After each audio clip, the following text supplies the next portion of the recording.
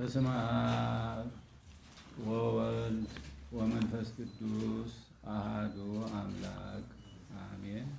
በሀገር ውስጥና በዓለም ዙሪያ ለምትገኙ ሕዝበ ክርስቲያን በሙሉ እንኳን ለጌታችን ለመድኃኒታችን ለኢየሱስ ክርስቶስ የትንሣኤ በዓል በሰላም አደረሰን አደረሳችሁ። ዛሬ በዚህ ስፍራ የተሰበሰብነው በታሪክ ማህደር ተመዝግቦ በምዕመናን ልብ ታትሞ ለዘመናት የጸናውንና በሚሊዮኖች ለሚቆጠሩ የእግዚአብሔር ልጆች የመጽናኛና የቃል ኪዳን ስፍራ የሆነውን ታሪካዊውን የቁልቢ ደብረ ኃይል ቅዱስ ገብርኤል ገዳም ሕንፃ እድሳት ወቅታዊ ሁኔታ ለመላው ምዕመናን ይፋ ለማድረግ ነው። የዚህ ታላቅ ገዳም አሁን ያለው ሕንፃ ላለፉት 64 ዓመታት ሲያገለግል የቆየ ቢሆንም ዛሬ በዘመን ብዛትና በተፈጥሮአዊ እርጅና ምክንያት መጠነ ሰፊ የእድሳት ሥራ የሚያስፈልገው በመሆኑ ቅዱስ ነህምያ የሰማይ አምላክ ያከናውንልናል፣ እኛም ባሮቹ ተነስተን እንሰራለን ነህምያ 2:20 ብሎ እንደተናገረው ይህንን ቅዱስ መቅደስ ዳግም በማደስ ለትውልድ ለማሻገር የተጀመረውን ሁለንተናዊ የእድሳት ጉዞ አስመልክቶ ብስራቱንና መንፈሳዊ ጥሪውን ለሁላችሁም ለማቅረብ ነው። የቁልቢ ደብረ ኃይል ቅዱስ ገብርኤል ገዳም ገቢ ከአጼ ኃይለ ሥላሴ ጀምሮ በመንበረ ፓትርያርክ ጠቅላይ ቤተ ክህነት በኩል ገቢ እየሆነ በቅዱስ ሲኖዶስ ውሳኔ ለመንፈሳዊ ኮሌጆች፣ ለተዘጉ አብያተ ክርስቲያናት፣ በዙሪያው ላሉ አህጉረ ስብከቶች፣ ለአብነት መምህራንና ለሰባኪያነ ወንጌል በጀት ተመድቦ እስካሁን ድረስ ለቅዱስ ቤተ ክርስቲያን ሁለንተናዊ እድገት ጉልህ ሚና እየፈጸመ ይገኛል። እንደሚታወቀው የቁልቢ ደብረ ኃይል ቅዱስ ገብርኤል ገዳም ሰፊ ታሪክ ያለው ሲሆን ታሪካዊ መሰረቱ የሚጀመረው በ9ኛው መቶ ክፍለ ዘመን በዮዲት ጉዲት ወረራ ወቅት ንጉሥ አንበሳ ውድም ታቦታትን ይዞ ወደ ዘዋይ በተሰደደበት ዘመን ነው። ንጉሡ ወደ አክሱም ሲመለሱ በዘዋይ ቀርቶ የነበረውን የቅዱስ ገብርኤልን ጽላት ለመመለስ አባ ሌዊ የተባሉ አባት ወደ ዘዋይ ቢያቀኑም ቅዱስ ገብርኤል ተገልጦ ጽላቱን ይዘው ወደ ሐረርጌ ክፍለ ሀገር ወደ ቁልቢ እንዲሄዱ በነገራቸው መሰረት አባ ሌዊ ወደ ቁልቢ ሄደው ለ130 ዓመታት ያህል ካገለገሉ በኋላ ቢሰወሩም በግራኝ አህመድ ወረራ ወቅት በስፍራው የነበሩ ካህናት ጽላቱ በስውር መቀመጡንና ወደፊት ታላቅ ቤተ መቅደስ እንደሚሰራበት የሚገልጽ ምስክርነት በመጽሐፈ ቀለሜንጦስ ህዳግ ላይ አስፍረውት የነበረውን አግኝተዋል። ይህ በታሪክ ተደብቆ የቆየው የገዳሙ ምስጢር ዳግም የተገለጠው ልዑል ራስ መኮንን መጽሐፈ ቀለሜንጦስን አንበው ታሪኩን ካገኙ በኋላ ነው። ራስ መኮንን በአካባቢው ሰላምን ለማውረድ የተሳሉትን ስለት ተከትሎ በቡልጋ አባ ዱባለ የተባሉ አባት ዘንድ የነበረውን የቅዱስ ገብርኤልን ጽላት በማስመጣት የካቲት 21 ቀን 1884 ዓመተ ምህረት ታቦተ ሕጉ ቁልቢ እንዲገባ አደረጉ። የመጀመሪያው መቃኞ የህንፃው መሰረት የተጣለ ሲሆን ታኅሳስ 1888 ዓመተ ምህረት ተጠናቆ መንፈሳዊ አገልግሎት መስጠት ጀምሯል። ከዚያን ጊዜ ጀምሮ በድንቅ ተአምራቱ መላውን ዓለም እያስደነቀ የሚገኝ ሲሆን ዛሬ የሚታየው ዘመናዊ ህንፃ ደግሞ በቀዳማዊ አጼ ኃይለ ሥላሴ ዘመነ መንግስት 1954 ዓመተ ምህረት ተመርቆ ለአገልግሎት የበቃ ነው። ምዕመናንና ምዕመናት በ1954 ዓመተ ምህረት በቀዳማዊ አጼ ኃይለ ሥላሴ ዘመነ መንግስት በዘመናዊ መልክ ከተገነባ ወዲህ ላለፉት 64 ዓመታት ያህል ታላቅ ሕንፃ ቤተ ክርስቲያን መሰረታዊ የሆነ የእድሳት ሥራ አልተደረገለትም። በዚህም ምክንያት በተፈጥሮአዊ እርጅናና በአየር ንብረት ለውጥ ሳቢያ የሕንፃው መዋቅር፣ የጣሪያው መሸፈኛና የውስጥ ገጽታው ለከፍተኛ ብልሽት ተጋልጠዋል። በተለይም ዝናብ በሚዘንብበት ወቅት ጣሪያው በማፍሰሱ ምክንያት ጥንታዊ የሆኑ ስዕል አድህኖዎችና በመቅደሱ ያሉ ንዋየ ቅድሳት ለጉዳት እየተዳረጉ ሲሆን የፍሳሽ ማስወገጃው ስርዓት መዝጋትና የኤሌክትሪክ መስመሮች ሳውንድ ሲስተሞች በመበላሸትም ትልቅ ተግዳሮት ሆነው ቆይተዋል። የቁልቢ ደብረ ኃይል ቅዱስ ገብርኤል ገዳምን የቀድሞ ክብሩን ለመመለስና ዘመናዊ አገልግሎትን ለማስፈን የተነደፈው ይህ የሕንፃ ቤተክርስቲያን እድሳት ስራ ብቻ 134 ሚሊዮን ብር በጨረታ አሸናፊ ለሆነው ኮንትራክተር ተሰጥቶ በአሁኑ ወቅት የእድሳት ስራው አዶር ኮንስትራክሽን ተቋራጭነትና በፋሲል ጊዮርጊስ ኮንሰልቲንግ አማካሪነት በይፋ ተጀምሮ በመከናወን ላይ ይገኛል። የግንባታ ስራውም የታቀደለትን ጊዜ ጠብቆ እንዲጠናቀቅ በሁለት የሥራ ፈቃድ ቀንና ሌሊት በትጋት እየተሰራ ይገኛል። የእድሳቱ ዋጋ ግንባታውን እስከ መጨረሻው ሐምሌ 2018 ዓ.ም የቅዱስ ገብርኤል በዓል ድረስ አጠናቆ ለምዕመናን አገልግሎት ክፍት ማድረግ ነው። ይሁን እንጂ በሐምሌ በዓል ወቅት የሚኖረውን ከፍተኛ የምዕመናን ፍሰትና የአገልግሎት ፍላጎት ከግምት ውስጥ በማስገባት ከአስፈጻሚው ተቋራጭ ጋር ልዩ ስምምነት ተደርጓል። በዚህም መሰረት ታቦቱ ገብቶ ስርዓተ አምልኮ የሚፈጸምበትን የቤተ መቅደሱን የውስጥ ክፍል እስከ በዓሉ ድረስ ቅድሚያ ሰጥቶ በማጠናቀቅ ለአገልግሎት ዝግጁ ለማድረግ ታቅዷል። ቀሪው የሕንፃው የውጭ አካልና ሌሎች ስራዎች ደግሞ ከሐምሌ በዓል በኋላ ተከታትለው የሚጠናቀቁ ይሆናል። ይህም ምዕመናን በበዓሉ ዕለት መንፈሳዊ አገልግሎቱን እንዲያገኙ ያስችላቸዋል።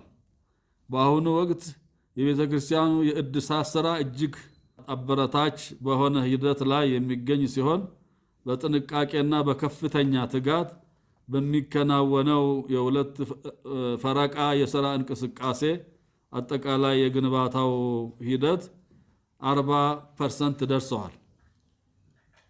ይህ የእድሳት የሕንፃ ቤተ ክርስቲያን ሥራ በቅዱስ ሲኖዶስ ተወስኖ እየተሰራ የሚገኝ ሲሆን አንዳንድ ምዕመናን ለዚሁ ሥራ በረከት ተሳታፊ እንሁን በማለት ባቀረባችሁት ጥሪ መሰረት የበረከቱ ተሳታፊዎች እንድትሆኑ ጥሪያችንን እያስተላለፍን በቀጣይም በገዳሙ ሊሰሩ የሚገባቸው ስራዎችንም በግል በቤተሰብ ወይም በጓደኛሞች በመደራጀት ለብቻችሁ የምትረከቡት የበረከት ዘርፍም ተዘጋጅቷል።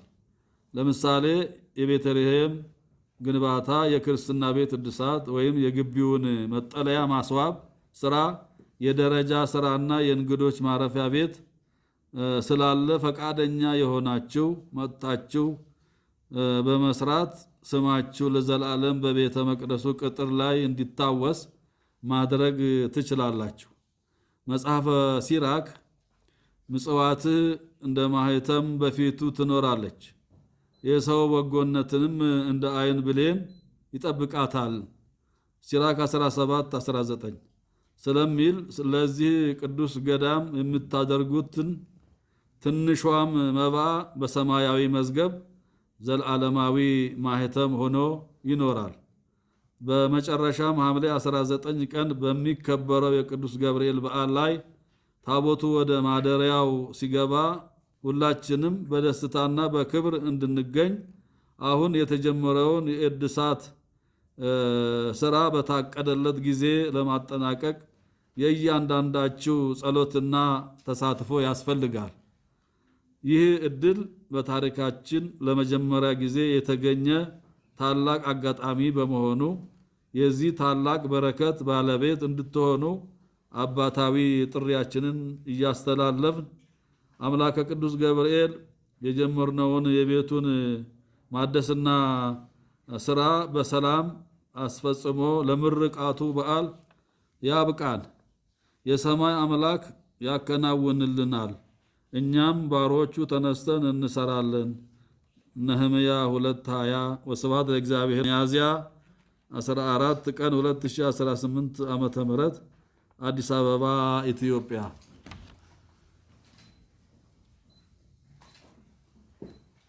እንዳጠቃላይ እንግዲህ አጠቃላይ የስራው ሂደት ምን ይመስላል የሚለውም በጽሁፉ ለመግለጽ ታስቧል። በዋናነት ለሐምሌ 19 2018 ዓመተ ምህረት በከፊል ውስጣዊ የሆነው እድሳት ተጠናቆ ምዕመናን በሚመጡበት ጊዜ ሳይቸገሩ አገልግሎቱን እንዲያገኙ ለማድረግ በሁለት ፈረቃ ጠዋትና ማታ እየተሰራ ይገኛል። ስለዚህ ይሄንን ስራ አስመልክቶ እንግዲህ በብፁዕ አቡነ ሳዊሮስ የሚመራ ኮሚቴ የእድሳት ኮሚቴ ተቋቁሟል። ይሄ የእድሳት ኮሚቴ የዛሬውም የጋዜጣዊ መግለጫ እንዲዘጋጅ ከፍተኛ ጥረት አድርጓል። ብዙ ምዕመናን በሀገር ውስጥና ከሀገር ውጭ ያሉ ይሄንን እድሳት እንዲሰሙና ከብፁዓን አበው ሊቃነ ጳጳሳት ጀምሮ በዚህ ስራ ላይ ተሳታፊ ሆነው እየሰሩ እንደሆነ ለማሳወቅና ተደራሽ ለማድረግ ስለሆነ የቀረበው ጽሁፍ የቀረበው ንባብ በተገቢ ሁኔታ ሁሉንም ነገር ይመልሳል። ነገር ግን ጥያቄ ካለ ከጋዜጠኞች ከተለያየ ሚዲያ የመጡ አሉ። ጥያቄውን የእድሳት ኮሚቴውና የህንፃ ተቋራጭ ስራው አማካሪ ድርጅት ፕሮፌሰር ፋሲል በዚህ ስለሚገኙ በእነሱ አማካይነት ጥያቄዎቹ ይመለሳሉ። ስለዚህ አጠር ያሉ ጥያቄና መልስ መርሃ ግብሮችን እናካሄዳለን። ቀደም ሲል እንደተገለጸው የቁልቢ ደብረ ኃይል ቁልቢ ገብርኤል ቤተክርስቲያን ስራ ጥናቱ በፍጥነት ተካሂዶ ካለፈው ታህሳስ 19 በዓል ጀምሮ ታቦቱ ከወጣ በኋላ ደግሞ የተለያዩ ውስጥ ላይ ቤተክርስቲያኑ ውስጥ ያሉ ጥናቶች ተካሂደው የህንፃ ተቋራጭ የጨረታ ውድድር ተካሂዶ ቅድም እንደተነገረው አዶር ኮንስትራክሽን የሚባለው ድርጅት አሸንፎ ወደ ስራ ተገብቷል። ስራው እንግዲህ ያው እንደተነገረው ቀደም ሲል እንደሰማችሁት በሁለት ሽፍት ሌት ተቀን እየተሰራ ነው የሚገኘው። ይሄም አንዱ የሆነበት ለሐምሌ በዓል ቀድሞ እንዲደርስና ቢያንስ ታቦቱ ገብቶ ታቦተ ሕጉ ገብቶ ምእመናን በዛ ዓመታዊ በዓል በሚደረገው በዓል ተገኝተው በረከቱን እንዲያገኙና ቅዳሴውንም እንዲከታተሉ በዓሉንም እንዲያከብሩ ሲባል ነው። እኛ እንግዲህ እንደ ባለሙያ ወይም እንደ ኪነ ህንፃ የጥገና ስራ ባለሙያ ያደረግነው ጥናት ቤተክርስቲያኑ መጀመሪያ ከተሰራበት እቅድና ካለው ታሪካዊ ይዘት ሳይለቅ ጥናት አካሄደን ያንን ወደ እድሳት ነው የገባ ነው። በተለይ አሁን ቅድም እንደተገለጸው ስራው በመፋጠኑ እስከ 40% ደርሷል ተብሏል። 40 የምንለው እንግዲህ እኛ የፋይናንሻል የምንለውን ነገር ወስደን ነው። ለስራው ግብአት የሚሆኑ ማቴሪያሎች በብዛት ገብተዋል። ግንባታውም የጥገናው ስራ እንግዲህ የሚጀመረው የተበላሹ አካላትን በማንሳት ስለሆነ ያንን በአፋጣኝ ተካሂዷል። ላይ ጣሪያው ላይ የነበረው ቆርቆሮና ከዚህ ቀደም እንደምታውቁት አንዱ ትልቁ ጉዳት በዝናብ ምክንያት ወደ ውስጥ እያፈሰሰ በቤተ ክርስቲያኑ ላይ የደረሰው ጉዳት ነው። ይሄንን ቀድሞ መጀመሪያ ሲሰራ ወደ ነበረበት እንግዲህ ዝናቡ ሲያስቸግር ቆርቆሮ የተከደነው ያንን ለመከላከል ሲባል ነው። እኛ ግን ቆርቆሮን አንስተን ኦሪጂናሊ መጀመሪያ በተሰራበት ሁኔታ ለመመለስ አሁን ቴክኖሎጂውም ስላለ ጥሩ ወተር ፕሩፍ ተሰርቶ ያንን ለማድረግ ነው። ውስጥ ያለውም ስዕላት በጊዜው ይታደሳሉ። ያው የስዕሉ ጉዳይ ትንሽ ጊዜ ሊፈጅ ይችላል፣ ግን ታቦቱ ገብቶ ግልጋሎቱ እንዲቀጥል ለማድረግ ከፍተኛ ርብርብ እየተካሄደ ነው። በቦታው የተለያዩ ባለሙያዎች እየተመላለሱ ያሉ፣ የእኛም ቡድን እየሰራ ነው።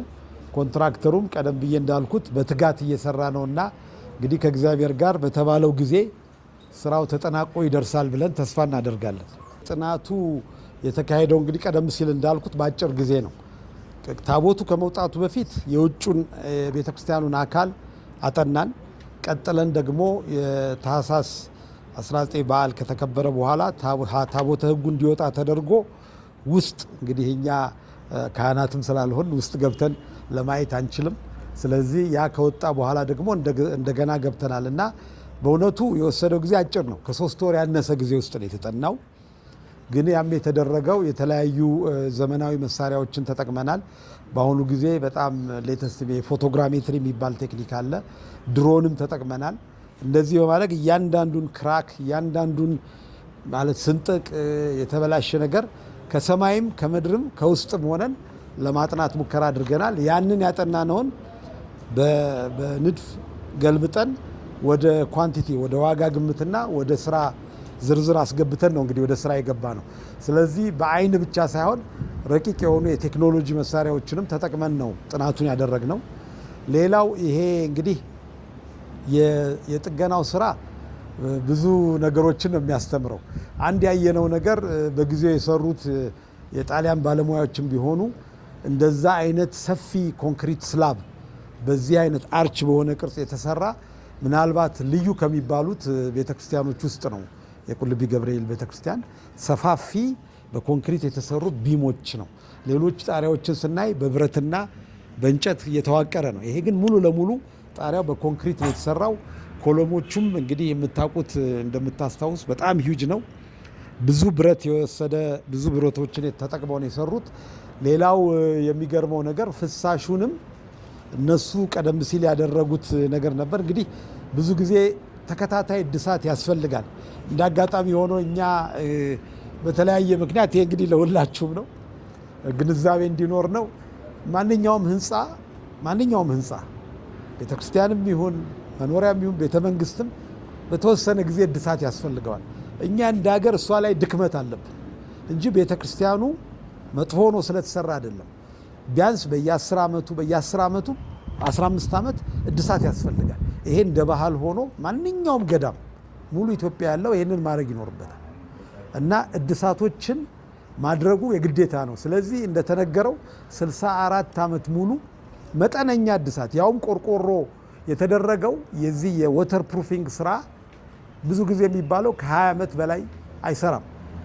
በዛ ጊዜ ቢደረግ ኑሮ አሁን ወደ መጣንበት ትልቅ ስራ ያደርሰንም ነበር። ነገር ግን እንግዲህ የእግዚአብሔር ፈቃድ ሆኖ ቀኑ ሲደርስ ነው ሁሉም ነገር የሚሰራው። በዘመኑም አሁን እኛ ኢትዮጵያውያንም በሙያው ላይ እየደረስን ነው። ስራ ተቋራጮችም እየመጡ ነው። እውቀቱም እየጨመረ ነው። ድሮ እንዲህ አይነት ስራ በውጭ ሀገር ዜጎች እንጂ በእኛ ሀገር ሰዎች አይሰራም። አሁን ግን ሀገራችን ማደጓንም በትምህርት ማስፋፋቱም ምክንያት ይህንን ተረድተን ለመስራት በቅተናል። የእግዚአብሔር እርዳታ ተጨምሮበት እንግዲህ በውጤት እናጠናቅቃለን ብዬ አስባለሁ። ሌላው በማቴሪያል በኩል አብዛኛው ማቴሪያል በሀገር ውስጥ ይገኛል። የተወሰኑ ማቴሪያሎች ግን ከውጭ መምጣት ይኖርባቸዋል አለባቸውም። አንደኛው ሞዛይኩ ነው። የዶሙ የላይኛው ዶም ሞዛይክ ትንሽ በውሃ ምክንያት የተወሰኑ ቦታዎች ላይ የመሰንጠቅና የማርጀት ምልክት አሳይቷል። ያ ሞዛይክ ከውጭ ሀገር ለመምጣት በሂደት ላይ ነው ያለ ነው። ኮንትራክተሩም ሌት ተቀን እየሞከረ ነው። እንግዲህ እዚህ የመርከቡና የምናምኑ ነገር ካላስቸገረ በአውሮፕላንም ጭነን ለማምጣት ሁሉ ለመሄድ እዛ ድረስ ለመሄድ ነው የወሰንነው። ማቴሪያሉን ለይተን አግኝተናል። አሁን በማምጣት ሂደት ላይ ነው ያለ ነው። አብዛኛው ነገር ግን አብዛኛው ማቴሪያል ግን ሎካል የሚገኝ ነው። የንጣፉ ድንጋይም ቅርብ እዛው አካባቢው በቅርበት ብዙ ርቀት ሳይኬድ የሚገኝ ድንጋይ ነው። ያም የውሃ ስበት ሁሉ ተጠንቶ ትክክለኛው ድንጋይ ተገኝቷል። እሱ ወደ ሳይት አሁን የማስኬዱ ጉዳይ የማምጣቱ ጉዳይ እየተካሄደ ነው። እንግዲህ በአብዛኛው ስራ በዚሁ መልክ እየተካሄደ ነው። ማንኛውም ህንፃ ዓለም ላይ የምናደንቃቸው ህንፃዎች በሙሉ በየተወሰነ ዓመት እድሳት ይደረግላቸዋል። እኛም ይሄንን በጣም የተወደደ ቤተክርስቲያን በተወሰነ ዓመታት ቆይተን እኛም ይሄንን በጽሁፋችን እናስቀምጣለን። በተወሰነ ጊዜ መሰረታዊ የሚባሉ የእድሳት ሂደቶች አሉ። ስለዚህ የሚቀጥለው ትውልድ ደግሞ ያንን ማካሄድ ይኖርበታል። ፍሳሽን በሚመለከት ከላይ አቧራ ይገባል፣ የወፍ ኩሳል የመሳሰሉት ነገሮች አሉ። እነዚህን ነገሮች በተከታታይ የማደስ የመከታተል ነገር ያስፈልጋል። ህንፃውም ደግሞ አንድ እንግዲህ ሌላ ማሳሰቢያ ዲዛይኑን ሳይለቅ በዛ መልክ የቀድሞ ውበቱን ጠብቆ እንዲቀጥል ማድረግ አለብን። አንዳንድ የማያስፈልጉ ነገሮች መጨማመርም ራሱ ችግር ነው። እንግዲህ ይሄኛ ኦተንቲክ የምንለው ይሄ ኦሪጂናል ዲዛይኑን በደንብ አድርጎ ተከታትሎ ማሰራት ያስፈልጋል። ለሚቀጥለው ትውልድ ደግሞ እውቀቱንና እንትኑን ለማስተላለፍ እኛም ዝግጆች ነን። በተከታታይ ደግሞ እንደሚሰራ ተስፋ እናደርጋለን። እንግዲህ የኛ በኢትዮጵያ የቤተ ክርስቲያን ታሪክ ከህንፃውም የበለጠ የታቦቱ ታሪክ ነው ብዙ እንትን እያለ የሚመጣው እና እንግዲህ ከማን ጀምሮ እንደመጣ ሰምታችኋል። ነገር ግን ቦታው ላይ መጀመሪያ የተተከለው ቤተ ክርስቲያን ራስ መኮንን የአፄ ኃይለ ሥላሴ አባት የተከሉት ቤተ ክርስቲያን ነው። እሱን ጥናት አድርገን ፎቶግራፉን ከርቀት የተነሳው ነው አግኝተነዋል። አሁን ደግሞ ያ እንግዲህ ታሪክ ሌላው ትውልድ ሲመጣ የተሻለ በአፄ ኃይለ ሥላሴ ልጃቸው በአፄ ኃይለ ሥላሴ ጊዜ እንደ አዲስ ሆኖ ተሰርቷል። ስለዚህ የቤተ ክርስቲያኑ ታሪክ ግሩም ነው። ከታቦቱ ከዝዋይ አንስቶ እንግዲህ ቅድም እንደተባለ ምን ያህል ዞሮ መጨረሻ ቁልቢ ገብርኤል ላይ አርፎ ለዚህ ለአሁኑ ትውልድ እንደበቃ ሰምታችኋል። ስለዚህ የቤተ ክርስቲያኑ ታሪክ ከታቦተ ሕጉም ታሪክ ጋር የተያያዘ ነው። ወደፊት ደግሞ እንደዚሁ እያለ የሚቀጥል ነው እና ይሄ ተአምረኛ ቤተ ክርስቲያን ሙሉ ኢትዮጵያ ያለው ሕዝብ ኢትዮጵያ ብቻ አይደለም በዓለም በሙሉ ያለው የእምነቱ ተከታይ ይሄንን ቅርስ ይሄንን ቤተ ክርስቲያን ጠብቆ እንደሚያቆየው ሙሉ ተስፋችን ነው። እንግዲህ የቁልቢ ደብረ ኃይል ቅዱስ ገብርኤል ቤተ ክርስቲያን በአሁኑ ሰዓት በእድሳት ላይ ነው የሚገኘው። እድሳቱን አስመልክቶ በጠቅላይ ቤተ ክህነት የእድሳት ኮሚቴ ተቋቁሟል። ይህ የእድሳት ኮሚቴ በዋናነት የሚሰራቸው ስራዎች አንደኛ ቤተክርስቲያኑ እድሳት ላይ ከመሆኑ ጋር ተያይዞ ቤተክርስቲያኑ በጥሩ ሁኔታ ታድሶ እንዲያልቅ የማድረግ ስራ ነው። ለዚህ እድሳት ደግሞ 134 ሚሊዮን ብር ስለሆነ የእድሳቱ ወጪ ይሄ እንግዲህ ተጨማሪ ሌሎች ያልታዩ ወጪዎችን ሳይጨምር ማለት ነው። ስለዚህ ይሄንን በገንዘብ የማሰባሰብ የማስተባበር ባለ ሀብቶችንም ሌሎችንም ሰዎች አደራጅቶ ይሄንን እድሳት እንዲያደርጉ እንዲያግዙ እንዲተባበሩ የማድረግ ስራ ነው ይሄ ኮሚቴ የሚሰራው። ከዛ በተጨማሪ ከእድሳቱ ውጪ ሌሎች ፕሮጀክቶች አሉ። አንደኛው ቤተልሔሙም ከቤተ ክርስቲያኑ ጎን ለጎን ረጅም ዓመት የፈጀ ከመሆኑና እንዲሁም ደግሞ አሁን ያለበት ደረጃ አሁን ቤተ ክርስቲያኑ ከሚሰጠው አገልግሎት ጋራ የተመጣጠነ ባለመሆኑ ይሄንን ቤተልሔም በአዲስ መልክ የማሰራት ስራም አንዱ የዚህ የፕሮጀክት አካል ነው። ይሄ ኮሚቴ ከሚሰራቸው ስራዎች መካከል ማለት ነው። በሁለተኛ ደረጃ ከቤተልሔሙ ጋራ ተያይዞ የክርስትና ቤት ነው። እንግዲህ ምእመናን ልጆቻቸውን ለማስጠመቅ በሚመጡበት ጊዜ ክርስትና ቤቱም እንደዚሁ ጠባብ ከመሆኑን ባሻገር ደግሞ ምቹ ባለመሆኑ ይሄንን ደግሞ በሰፊው ለመስራትና ደረጃውን በጠበቀ የመልአኩ የቅዱስ ገብርኤልን ቁልቢ ገብርኤልን ክብር ደረጃ በጠበቀ መልክ የመስራት ስራ ነው። ከዛ በተጨማሪ ብዙዎቻችሁ ምናልባት በቁልቢ በንግስ በዓል ሄዳችሁ ከሆነ ደረጃዎቹ ፈራርሰዋል። ግቢውም ደግሞ በተገቢው መንገድ ሌብል ሆኖ በተለይ በታህሳስና በሐምሌ የሚመጡ ምእመናን በዛ ውስጥ አድረው አገልግሎቱን በሚሳተፉበት ጊዜ ግቢው ምቹ ስላልሆነ የግቢው ስራ የደረጃ ስራዎችም አሉ። ከዛ በተጨማሪ መጠለያውን የማስዋብ የማስተካከል ስራዎችም እንደዚሁ ከዚሁ ጋር ተያይዞ የሚሄድ ነው። ግቢውንም የማስፋት ስራ አለ። ግቢውም ደግሞ አሁን በምታዩት መልኩ በርካታ ምእመናን የሚመጡበት ከመሆኑ ጋር ተያይዞ ግቢው ጠባብ ነው። እንግዲህ በአመት 2 ጊዜ በኢትዮጵያ በአራቱ አቅጣጫ ያሉ የመልአኩ የቅዱስ ገብርኤል ወዳጆች የሚመጡበት ነው። በመላው ዓለምም ያሉ የቅዱስ ገብርኤል ወዳጆች ስለታቸው የተሰማላቸው ቤታቸው ኑሯቸው የተሞላላቸው የቅዱስ ገብርኤል ተራዳይነት በቤታቸው በኑራቸው ሁሉ የሆነላቸው ሰዎች የሚመጡበት ነው። ስለዚህ ምቹ አገልግሎት ለመስጠትና የሚመጣው ሰው ምንም ሳይቸገር እንዲጠቀምበት የሚያደርግ ነው። ሌላው እና የመጨረሻው ፕሮጀክት የእንግዳ ማረፊያ ነው። እንደምታዩት ለሊቃነ ጳጳሳት የተሰራ የእንግዳ ማረፊያ አለ። ነገር ግን ከዛ ውጭ ላሉ ለሚመጡ ለሌሎች የክብር እንግዶች ግን በቂ የሆነ ማረፊያ ስለሌለ እነዚህን ሁሉ ያጠቃለለ የፕሮጀክት ስራ ነው። ስለዚህ ይህ የቁልቢ ደብረ ኃይል ቅዱስ ገብርኤል ገዳም የእድሳት ኮሚቴ የሚሰራው ስራዎች እነዚህ ናቸው ማለት ነው። ስለዚህ ለመላው ምእመናን በሀገር ውስጥም ከሀገር ውጭም ላሉት የምናስተላልፈው የክርስትና ቤቱን በግልም በጋራም በቡድንም ሆኖ መስራት ለሚፈልግ የቤተልሔሙን ስራ እንደዚሁ መስራት የሚፈልግ መጠለያውን ማስዋብ ማስተካከል እፈልጋለሁ የሚል ግቢውንም እንደዚሁ ለብቻዬ ወይንም በጋራ ከቤተሰቦቼ ጋራ ሰራለሁ የሚል ካለ በግሩፕም በተናጠልም በቤተሰብም መስራት ስለሚችል ይሄንንም ተረድቶ የመልአኩ የቅዱስ ገብርኤል በረከት ረድኤት እና ቸርነት የሚሻ ብዙ ምእመናን ስላለ ከኛ የሚጠበቀው እንደ ኮሚቴ መረጃውን ማድረስ ነው። ስለዚህ በዛሬው ዕለት በተሰጠው የጋዜጣዊ መግለጫ ማብራሪያ ሁሉ በመላው ዓለም ለሚገኙ የኢትዮጵያ ኦርቶዶክስ ተዋሕዶ ቤተክርስቲያን አማኞች የመልአኩ የቅዱስ ገብርኤል ወዳጆች መልእክቱ ይደርሳል ብለን ተስፋ እናደርጋለን። ስለዚህ በዚህ በባነሩ ላይ ባሉ በተለጠፉ ስልኮች በመደወል መስራት የምትፈልጉትን በግልም ይሁን በቤተሰብ በቡድንም በተናጠልም የሚሰሩ ስራዎች ስላሉ ከእድሳቱ ጎን ለጎን እነዚህንም ስራዎች እንድትሰሩ መልእክታችንን ለማስተላለፍ ነው።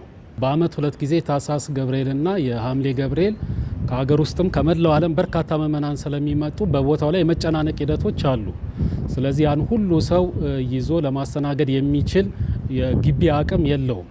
ነገር ግን ሰዎቹ ከግቢ ውጭም ሆነው ምእመናን የመከታተል ነገር አለ። ስለዚህ በቀጣይነት የምናደርገው በአራቱም አቅጣጫ ትላልቅ ፕሮጀክተሮች ኤልሲዲዎች እንዲደረጉ ተደርጎ ከውስጥ ያለው ስርዓት ጠቅላላ ውጭ ያለው ሰው እንዲከታተለው የማድረግ ስራ እንሰራለን። በአመት 2 ጊዜ ለሚደረገው ስራ ከዚህ በኋላ ለሚኖረው እንደዚህ አይነት አገልግሎቶች እንዲኖሩና የመጣው ሰው ሁሉ በውስጥም ያለውን አገልግሎት እያየ ታቦቱም ሲዞር እየተመለከተ ተሳታፊ የሚሆንበትን በውጭ ብቻ ሳይሆን በአይኑ ቴክኖሎጂ በፈቀደው መንገድ እየተከታተለ የበዓሉ ታዳሚና ተካፋይ ሆኖ ነፍሱ ተደስታ እንድትሄድ የማድረግ ስራ እንሰራለን። በዋናነት እንግዲህ ይሄ ኮሚቴ ከሚሰራቸው ስራዎች መካከል ከፊሉና ዋነኛው ጥያቄዎች ናቸው የተጠየቁት። የመጀመሪያው ጥያቄ አጠቃላይ ፕሮጀክቱ ገንዘብ ምን ያህል ነው ለሚለው እንግዲህ ያው ግምት ስለሆነ የሚሆነው በየጊዜው የሚቀያየሩ ነገሮች ቢኖሩም ቀደም ለዘረዘርኳቸው ፕሮጀክቶች አጠቃላይ 400 ሚሊዮን ገደማ ይወስዳል ተብሎ ይጠበቃል። የቤተ ክርስቲያኑ እድሳት ግን 134 ሚሊዮን ነው። ስለዚህ የ134 ሚሊዮኑ ኦልሬዲ ጨረታ ተጫርቶ የተሰጠ ገንዘብ ነው።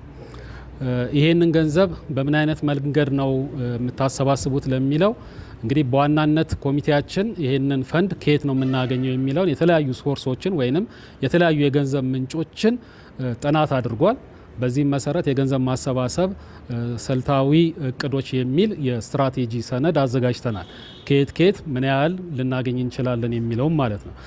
ከዚህ ጋር ተያይዞ እንግዲህ ለዚህ ለ134 ሚሊዮኑ ቅድመ ክፍያ የሚሆን በጠቅላይ ቤተ ክህነት 54 ሚሊዮን ብር ገቢ ተደርጓል። ከዛ በተጨማሪ ቀሪ የሚኖሩትን ገንዘቦች ደግሞ በተለያየ ዝግጅቶች ለማሰባሰብ ነው። ከዚህ ጋር ተያይዞ አሁን የፊታችን አርብ ቀጣዩ ሚያዝያ 23 2018 ዓመተ ምህረት በሸራተን ሆቴል ዝግጅት ተዘጋጅቷል። ለዚሁ ፕሮጀክት ገንዘብ ማሰባሰቢያ የሚሆን ማለት ነው። ከዛ ውጪ በኦንላይን ሲስተሞች ከዛም በተጨማሪ ደግሞ በተለያዩ ሚዲያዎች የሚተላለፉ የገንዘብ ማሰባሰቢያዎች ይኖራሉ። ሶሻል ሚዲያውንም ሌሎችንም አሉ የሚባሉትን የቴክኖሎጂ መንገዶች በመጠቀም ገንዘቡን የማሰባሰብ ስራ እቅድ ይዘናል ማለት ነው። ከዚህ በተጨማሪ ከትራንስፓረንሲና ቁጥጥር አንጻር ስናየው ደግሞ ዋናው እንግዲህ መጽሐፍ ቅዱሳችንም ሰው ገንዘቡ ባለበት ልቡ በዛ ነው ስለሚል የመጣው ገንዘብ የተሰበሰበው ገንዘብ ለተባለለት ዓላማ መዋሉን የሚያሳይ ግልጽነትና ተጠያቂነት ያለው አሰራርም ዘርግተናል። ከነዚህ መካከል አንደኛው የሚሆነው በማናቸውም መንገድ ገንዘቡ የሚሰበሰበው ቀጥታ በባንክ ነው የሚሆነው። ለዚሁ ሲባል የተከፈተ ለእድሳቱ ብቻ ተብሎ የተከፈተ የባንክ ሂሳብ አለ። እዚህ ላይ የተዘረዘሩት ሌሎችም ተጨማሪዎች ይኖራሉ። በእነዚህ ነው ገቢ የሚሆነው። ስለዚህ ከማንኛውም ሰው ጋራ የሚነካካበትና የሚገናኝበት መንገድ አይኖርም። ዋንስ ደግሞ ባንክ ገቢ ከተደረገ በኋላ ከዛ በኋላ ያለው የቁጥጥር ስርዓት ቀላል ስለሚሆን ማለት ነው። ከዛ ውጭ የሚወጡ ወጪዎች በደረሰኝ ነው የሚወጡት። ለምን ወጪ እንደሚወጡም ይታወቃሉ። እነዛ ወጪዎችም ደግሞ ግልጽነትና ተጠያቂነት ባለበት መንገድ ስርዓቱን ጠብቆ የጠቅላይ ቤተ ክህነቱም አሰራር አለ። በዚሁ አጋጣሚ እንግዲህ አካውንቶቹ የሚንቀሳቀሱት በጠቅላይ ቤተ ክህነት ፈራሚዎች ነው። ይሄውም በብፁዕ አቡነ ሳዊሮስና በብፁዕ አቡነ ዲዮስቆሮስ ፈራሚነት ነው የሚንቀሳቀሰው። ስለዚህ ከሌላ ገዳማትና አድባራት ለየት የሚያደርገው አንዱ ይሄ ነው። ከግልጽነትም ከተጠያቂነትም ከትራንስፓረንሲም አንጻርና ከቁጥጥርና ብሩም በምንም አይነት መንገድ ለምንም አይነት ብክነት የማይጋለጥ መሆኑን የሚያሳየው አንዱ ይሄ ነው ማለት ነው። ስለዚህ የገንዘቡን አሰባሰብ እኛ በትክክል በተለያዩ መንገዶች ሰብስበን እናስገባለን። ለተባለለትና ለሚገባው ወጪ ተደርጎ ስራዎች እንዲከናወኑ ይደረጋል ማለት ነው። ቀደም ሲል ቀሲስ ብሩክ እንደገለጹት የዚህ የፕሮጀክቱ ሂደት በፌዝ የተከፋፈለ ነው። የመጀመሪያው ፌዝ የ134 ሚሊዮን የተባለው በቀጥታ ለቤተ ክርስቲያኑ እድሳት እና አጠገቡ ላለው ፍሳሽ የሚውል ሲሆን የሚቀጥሉት ቅድም የተጠቀሰው ገንዘብ ፌዝ ባይ ፌዝ የሚሰሩ ስራዎች አሉ። ቅድም እህቴ የጠየቀችው የቤተ ክርስቲያኑ አለመመቸት ግቢው እንትን የማለት ጉዳይ ነው። አንደኛው ይሄ አውደ ምሕረቱ ጋር ያለው ፊት ለፊት ያለው ፕላዛ አደባባይ የማስፋት እቅድ ሁሉ አለ። ያ እንግዲህ የተሻለ ብዛት ያለው ህዝብ እንዲይዝ ነው።